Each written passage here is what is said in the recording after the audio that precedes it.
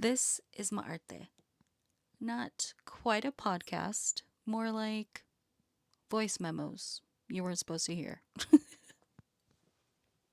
You know, at a very young age, my inong gave me this piece of advice that I've carried with me my entire life. And basically, what she said was, hey, when you find someone that you want to make a partner in your life, make sure you're already happy. Make sure you've done the things that you've wanted to do, and make sure that this person adds to the happiness that you already have in your life. She told me that when I was very young. I want to say that I was probably like 6 or 7. I was so young, but it stuck with me my entire life, and I've carried it with me. And I believe it. But of course, with age, I believe it to a certain extent because I do believe you should be happy on your own. However, I do feel like a lot of people say it like it's a badge of honor. When it's like, okay, I get it. Like, you do just enough inner work, you will unlock this version of yourself that doesn't feel lost anymore. Like, is that what you're thinking it is? Because I don't know. But anyways, cool. So here you are. You're happy on your own. You built this life that's just real and amazing, and you're happy, and that's great. And I love that for you. Like, who can say that? You've built a life that doesn't collapse just because someone leaves it. You wake up, you handle your shit, you keep going. And still, there's this quiet, inconvenient truth no one really wants to sit with.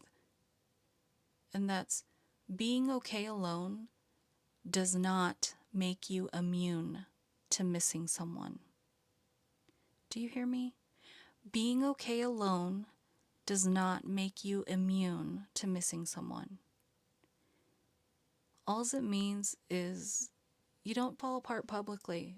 And because this is the thing, we don't just build our lives, we build openings. And those little spaces, that's where someone gets to exist. And when you let someone in, it's not some dramatic conscious decision. It's actually smaller than that. And I believe more dangerous than that because they slip into the ordinary parts of your day. They slip into the way that you think, the way that you reach for your phone, or even the way certain moments feel like they should be shared. They become part of the architecture without you realizing you've even handed them a key. And then one day they're just gone. There's no collapse, no cinematic breakdown, just absence. And your life doesn't fall apart. I feel like that would be too easy. Instead, everything just stays exactly where it was, except now there's this hollowed out space where something used to live and it echoes. But not loudly, because that would be too clean. It's quieter than that. It's so quiet, but also so fucking persistent. And it shows up in stupid places, in those half formed thoughts that you have, and even in the reflex to tell them something before you remember you can't. That one. That one I feel is the worst. You're just going through your day and you're like, just living. This person, they're kind of in the back of your mind, but like that's done, that's over with, and then something happens, and like muscle memory. Oh, I should tell them, but oh wait, I can't. But your muscle memory is like, oh, yeah, they would have loved that. They get your humor, and you can't.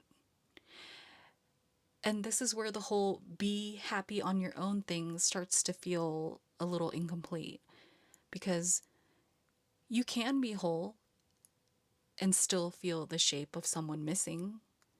You can have a full life and still notice exactly where they used to sit inside it. And that doesn't make you dependent, that makes you honest. And the truth is, no one actually lives untouched. Because whether or not you want to admit it, we affect each other. We leave marks. We take up space in ways that don't fully disappear just because we decide they should. And sometimes there's no clean lesson at the end of it. There's no neat framing.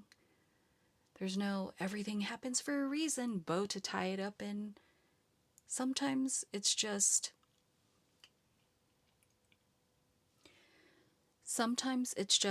they were here and now they're not. And for a while, that absence has weight. And you don't fix it. You just learn how to carry it without dropping everything else in your life. And that's it. That's it. That's the whole thing.